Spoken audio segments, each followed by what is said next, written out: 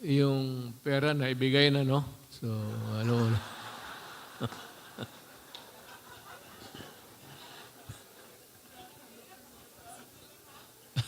ako ever since, ma'am, talaga. Ayaw ko magyabang, pero ni minsan, taga Davao, magtanong, mga kliyente ninyo, mga Chinese, never ask.